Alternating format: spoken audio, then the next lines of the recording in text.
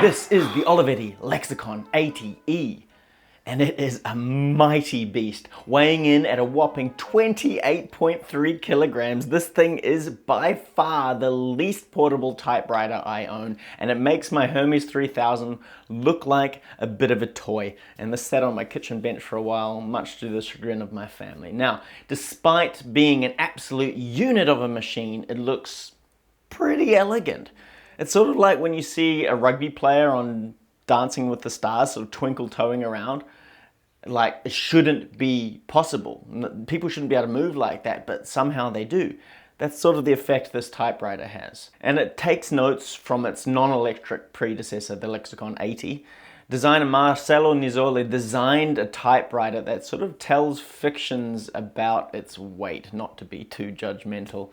But it's got a stunning design that elevates it from a workhorse to a beautifully ornamental device when not in use. And this typewriter looks like it's just been enrobed in molten green aluminium. All the different body parts or body elements sort of flow into each other to give the appearance of a unibody design, and it is almost there apart from the key cover. It's got one enormous rubber foot on the bottom, which makes it feel super stable and sort of makes me wish more typewriters had it, but I understand it needs it because it's not just the weight at work here making this thing stable, and I doubt the little feet on my portables could actually handle this thing. They'd just get crushed. It's got a very spacious keyboard, and the keys have a shockingly shallow travel for a typewriter, but with good reason. Now, the carriage itself is oversized for my purposes, with the platen stretching out to handle, I think, maybe portrait A2 sheets of paper, which I don't actually have on hand, but they absolutely dwarf the A4 paper that I use. I'll never need all of this real estate, as I'm not an accountant from the 50s, but perhaps at some point I'll write a novel in A2 for a bit of fun and use paper, make it look like the Treaty of Waitangi here in New Zealand. And you also may notice there's no return lever, which is visually kind of lacking for me. I miss it. But this all looks all well and good. Normal typewriter, blah, blah, blah, blah, blah. But there is this little switch here, and that's where everything changes. You flick that switch, and suddenly the electromechanical typewriter whirs into life, and it is noisy. But something is wrong. Very, very wrong. You see, this isn't a typewriter review. Welcome to the fix. Now, don't get me wrong. No part of me actually wanted to try and fix this typewriter. It's tough.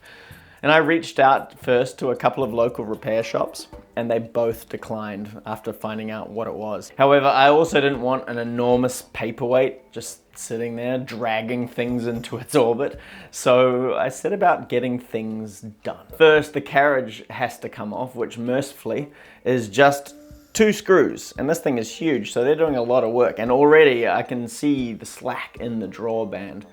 That's a problem. And with the carriage off, I unhooked the drawer band, and then I was able to access the screws to actually get the entire shell off in one piece. And, you know, we're presented with these absolutely mad and frankly dangerous looking internals. I don't know that much about old electrical stuff, but, you know, I do know what a capacitor looks like when I see one. And I also know that they're not meant to be leaking. So problem number 1 identified. But, you know, the thought of screwing around with electricity so early in the first sort of entrance into this typewriter meant that I temporarily misplaced my testicles. And I started with an equally difficult but significantly less zappy part of the system. I'm not Electro Boom. So my understanding of how this works initially was that the electricity would turn the electric motor, which would turn this pulley system and then sort of provide tension to the drawer band, and then provide some sort of power through, I guess, some sort of camshaft type thing to the keys so I could actually trigger them. but the keys were locked in pretty badly and consistently across all of them.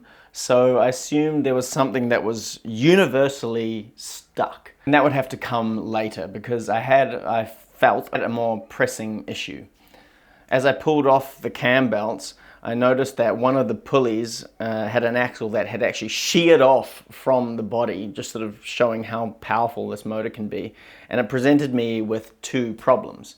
One was getting the sheared piece out of the body, and two was figuring out what that piece actually did in terms of how it fits into the whole pulley system and how it maintained tension on the drawband. And it turns out it was going to be more complicated than I thought. So I couldn't actually get the main bolt out of the middle to even disassemble the damn thing. It was just a nightmare.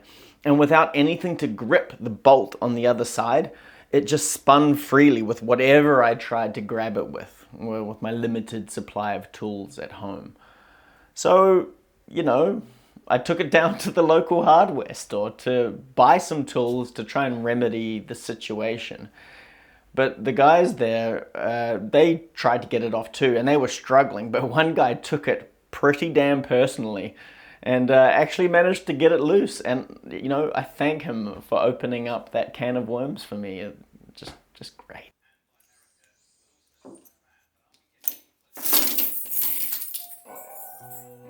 Inside, a demonic entity called a steel spring waited in anticipation of ruining my day. It had snapped off at the anchor point, where it looks like it's sort of been welded over a little notch thing, and I quickly learned that heating these springs to bend them just turns it into hot metal with no springy qualities at all. And so I tried drilling through it and it shattered, and I couldn't even get a little rivet in there. So I even tried soldering it. I haven't done that since I was 9 or 10 or something like that. And you know, it's not good. And just as an aside, how the hell did I manage to solder stuff when I was 10? This shit is impossible, and I hate it. The solder wire I bought said it doesn't need flux, but then the shit was acting like it was trying to stick to Teflon. And it would hold for a little bit and then fling hot pieces of solder into my face. I've actually got a little scar there. I came very close to losing an eye, so yeah, I put some glasses on, which I probably should have done in the first place. In the end, I wasn't like the guy from the hardware store. I didn't take it personally. I just bent over a length of the spring under a little bit of heat and squeezed the crap out of it with some pliers, and it seemed to do the trick. It wasn't going to go anywhere at that point. So then, to get the little anchor thing out of the actual chassis of the machine, I used a grab-it tool to try and drill it out, but that failed miserably. So somehow I just sort of managed to screw it out with equal measures of frustration and persistence and a good healthy dose of swearing. And this is where the value of friends come in handy. I mean, friends with metal lathes. Thank you, Andy, who found that he could actually replace the bit within about 10 minutes. He bored out the axle and screwed a new bit in for a perfect fit. And damn, man, if I can't fix this, I might just take the whole thing to you, because you seem to know what you're doing with this sort of stuff. I'm just a writer. Then I figured out it was just a matter of putting everything back together. But hold on.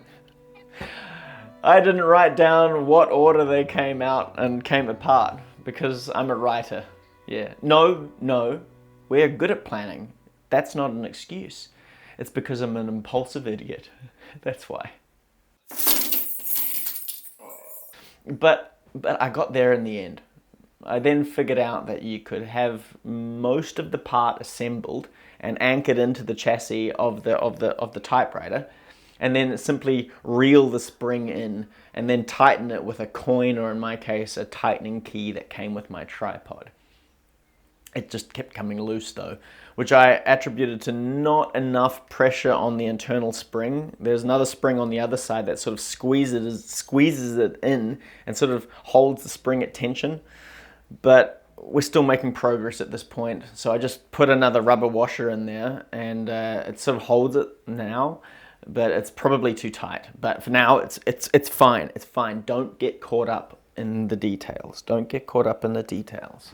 The next issue was the capacitor. I found a modern capacitor online with similar specifications, or I think it was the same specifications, but it's just a lot smaller. Look at the size difference here. From what I understand, the new ones are packed in resin, which gives them sort of a bit more stability and gives me peace of mind that I'm not going to have a juicy electrical fire. I then clamped on some spade connectors and then added some padding to the outside of the new capacitor so it wouldn't wobble around in its little case. And then I just hooked it up. Apparently, modern capacitors aren't charged, so there's no positive or negative terminals. So you can just sort of mount the spade connectors on either side and it just works. And then the moment of glory. 3, 2, 1. Nothing. Oh God. Nothing. Flip the switch and nothing. Because of course. So it's all plugged in next to the toaster. And I'm going, what is going on here? What is going on here? All the wires are where they're meant to be, but this one here,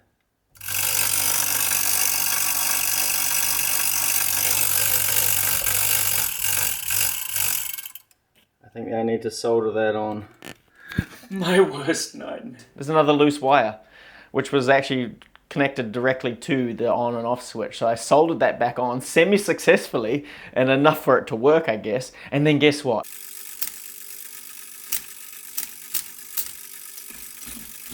Tension in the drawband, too much tension. And the keys though, the keys strike. I don't know why, but you know, the feeling is so satisfying. It's like typing on a typewriter with the warm encouragement of modernity watching over me, whispering sweet nothings in my ear. But it isn't all sunshine and roses. The carriage doesn't advance yet, and I'm not sure that the spring or how I've wound it is actually holding tension. Potentially there's a cork pad in between the two pieces, which I guess acts like some sort of clutch. It's worn down quite a bit, it's gone quite smooth, and adding the rubber washer to the system is only going to cause problems in the future as it heats up. I just know it. The belts are also impossible to find. They're so small. I think they're called V belts or something like that. But I bought some belt grip to sort of see if I can prolong their life a little bit. And I've also hooked the band into this little notch here, and I'll try some more stuff out later. But I thought perhaps I should just publish this video. I couldn't find many resources about this typewriter online, so I'm hoping some of the geniuses out there that haven't made a video or haven't written an article about this had some suggestions or some fixes or some common problems that they can help me out with, because I've tried fairly unsuccessfully. All the references are to the non-electric variant. Either way, delving into this, the first official electric typewriter from Olivetti feels great. Getting to know something from the inside out. I think about the technician who built this, deep in the workings of the machine, and understanding that him or her and I have been to the same beautiful place.